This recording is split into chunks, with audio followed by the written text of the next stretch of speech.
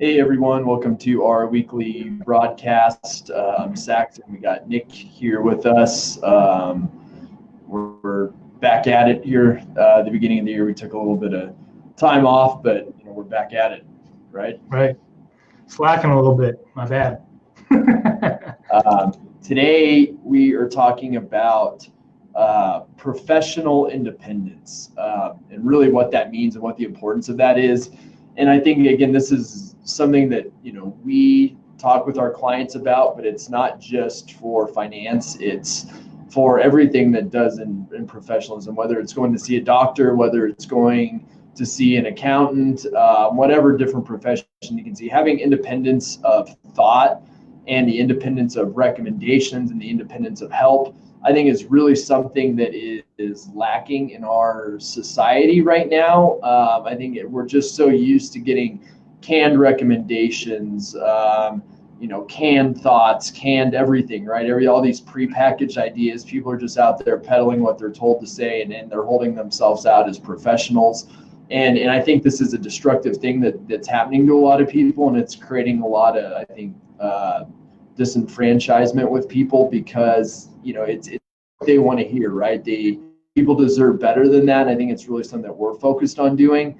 So that's what we're here to talk about today. And I think we're going to talk about how we approach it, and maybe how other people can look at adding it or seeking it out. I think it's really going to help everyone out at the end of the day. Right. Yeah. I mean, we always talk about, we're going to drop the hammer, right? We're going to drop some knowledge, and it's going to be different, and we're going to try to get people to think. And that's kind of the purpose of this too, is that we're not just talking about our profession. It's certainly important when you're looking at a financial advisor. Are they truly independent, or what kind of structure are they in? But like Saxon was saying, if you're going to go see the doctor, if you're going to hire an attorney, if you're going to go see a CPA, whoever it is, independence is huge. And I guess the best way I can kind of explain it is a situation that I ran into a couple of weeks ago with somebody that's really close to me. They have a friend who's a doctor, an independent doctor, completely separated from any other entity.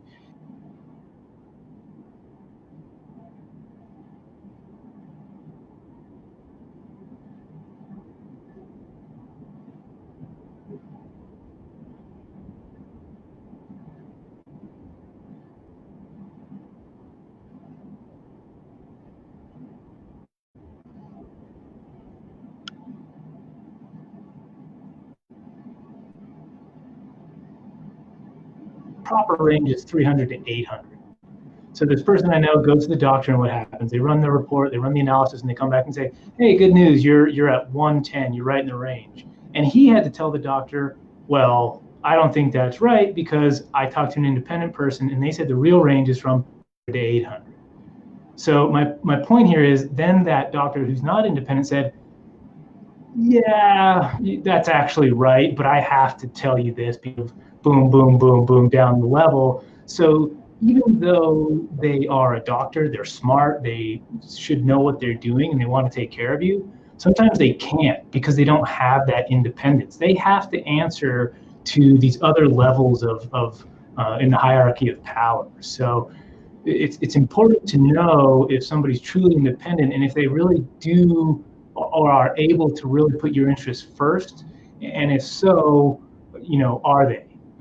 Yeah. I don't know if I'm Yeah, I mean, I get what you're saying, and I think what it comes down to is, if you are working with a professional in any sort of capacity, do they have the ability to truly give you proper advice for your situation, right? And not just do what they're told to do, or do what they're or sell what they're told, and Right. pass recommendations on from higher ups, and even though if they know that that's really not the best thing, I think, again, there's just so much. And I think, again, just part of our culture is this comes down to this litigious deal where it's like, well, we're just going to make these canned statements, and as long as everyone plays by these rules, then we're going to protect ourselves. But really what they're doing is, when you have a true lack of independence, the practitioner, the professional, is really just protecting themselves. They're not doing what's best for you. And what's doing what's best for you,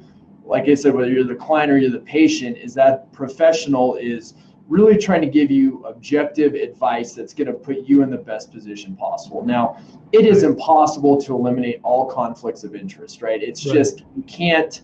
We'd like to live in a world where we can eliminate all conflicts of interest. That's not realistic. But what we can do is again, focus on independence of thought and say, if knowing what I know, and if I was in your position, what would I do, right? Or what would I tell myself?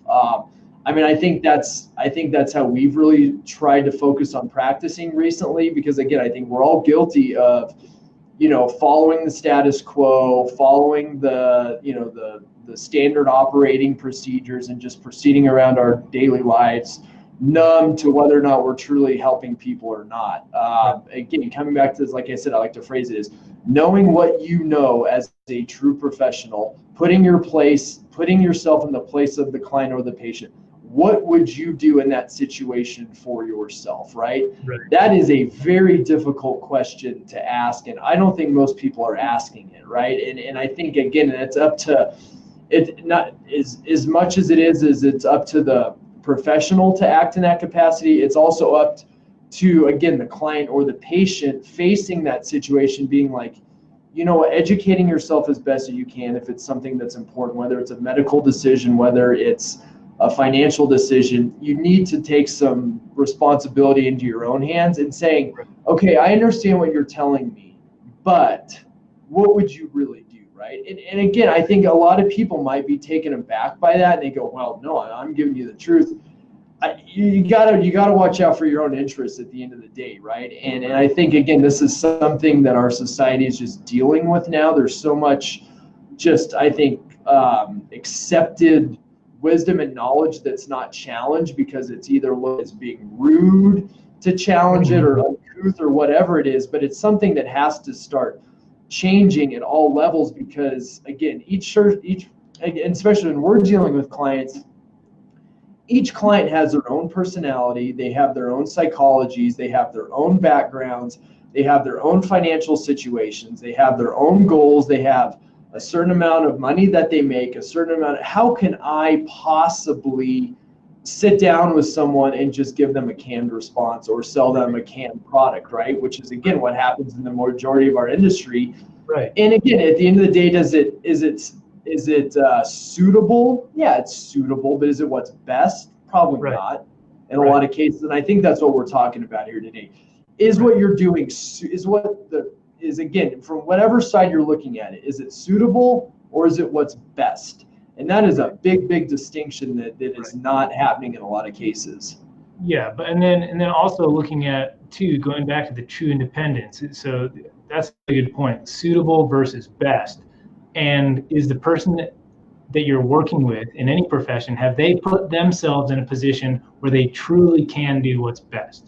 Because again, I think there's a lot of professionals that really are trying to do the best, but are limited because they haven't put themselves in a proper structure to be able to provide what is best. So I guess the organization that they're working for has the wrong incentives for them to be able to operate that way. Right. Yeah, sorry, I cut out there for a second, so I missed your part.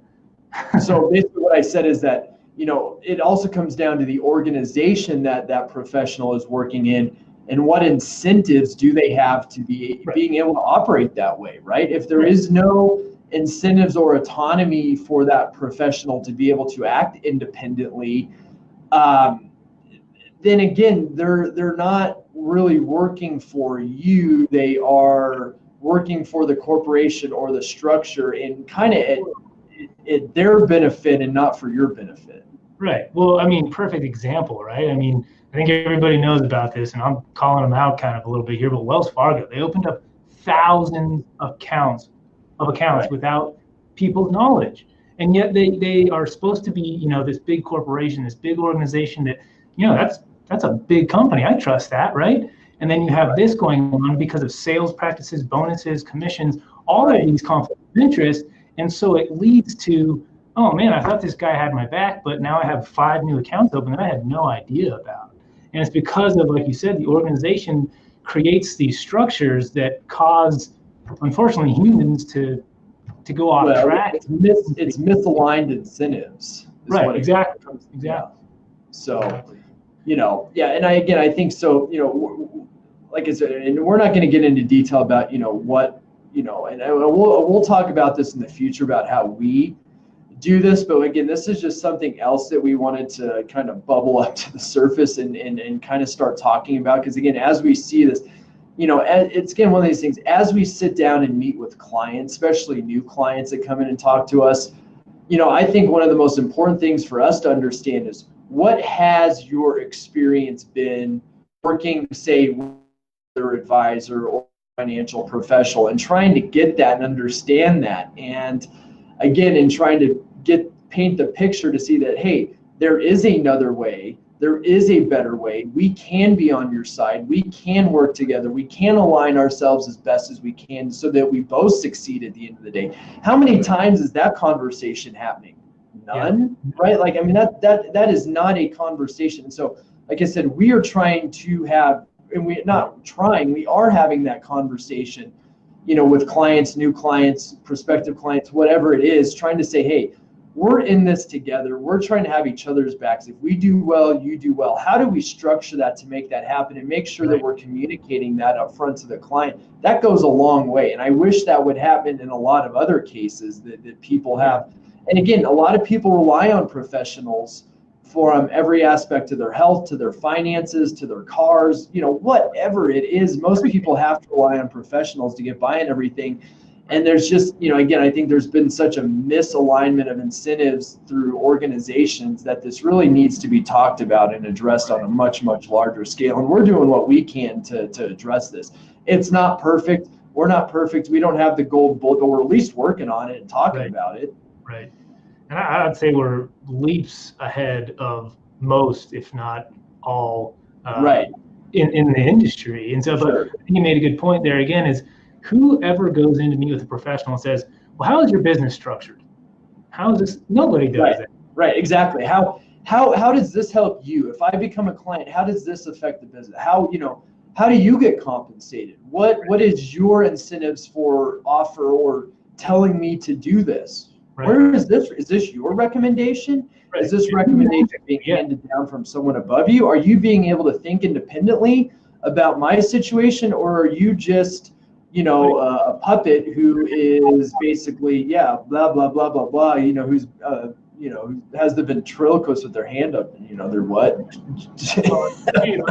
John Doe, and I have this much money, and this is my age, blah, blah, blah. Okay, give me 1 minute. I'll type it all into the computer. Oh, the computer says that you should do that. The computer, right? And again, there's so it's not. Yeah.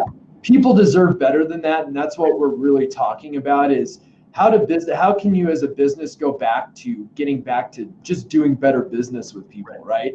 Taking people for people and stop, computers are helpful, but they're not the answer to say, oh, like you said, John Doe, XXXXX, plug, plug, plug. Oh, here's your report, sir. Here's what you should do. Right. Like, I mean, that's pretty insulting if that happens, right? You're like, oh, so I am John Doe, right? Where's the service? There is no service, right? It's like, okay, well, plug and play, right? And that's what we're really trying to avoid and talk about. So. Right. Absolutely. All right, everyone, appreciate you tuning in. Like I said, we're going to keep talking about this stuff, the sensitive stuff. Dropping the hammer. All right, later.